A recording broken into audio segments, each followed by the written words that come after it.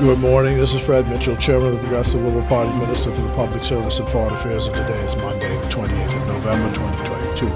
I think it's payday for government workers. Remember, do not spend all of your money, save some, because Christmas is coming. I hope the people in Frank Edgecombe Street and Fox Hill are pleased that the Ministry of Works is now paving the road.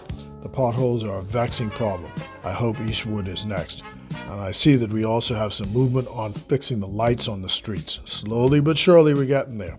Congratulations to Ruby Ann Cooper-Darling, who was honored at a banquet on Saturday by the Progressive Liberal Party as the first woman to have registered to vote. Thank you.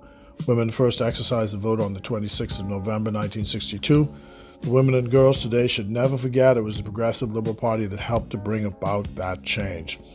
The Attorney General, Ryan Pinder, addressed the nation last night, and hopefully some of the myth-making of the FNM on this FTX matter has now been put to rest. The PLP is still the best organization for this country, I'm convinced of it. I was struck by this on my visit to Grand Bahama on Friday evening.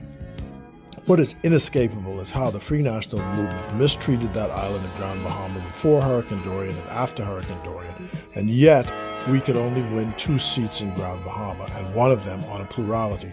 As I landed, I looked over at the airport and saw that we are beginning to fix the old domestic terminal there.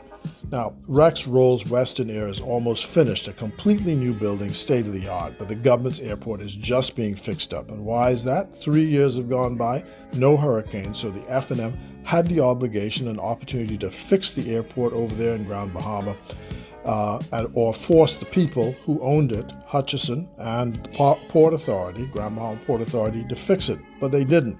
As a result of the negligence of the FNM, Hutchison and the Port Authority and the Grand Bahama Port Authority lost the pre-clearance facility in Grand Bahama.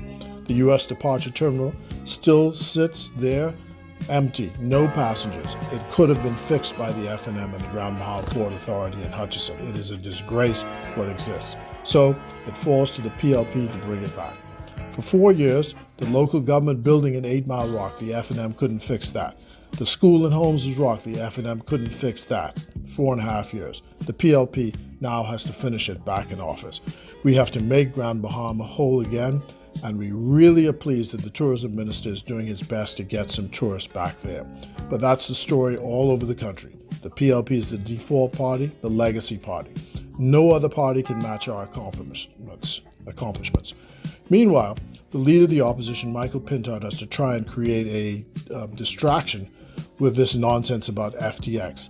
He should be looking over his shoulder because friends of former Prime Minister Dr. Hubert Minnis they're now saying that Dr. Minnis only needs one more parliamentarian in the FNM to swing to his side, and he'll be opposition leader again. So, Mr. Leader of the opposition, take care of your own business and leave FTX alone. That's just my advice. God bless you. God bless the Commonwealth of the Bahamas. And on this official visit to South Korea, even here in South Korea, I'm saying it's still on this day, PLP, all the way.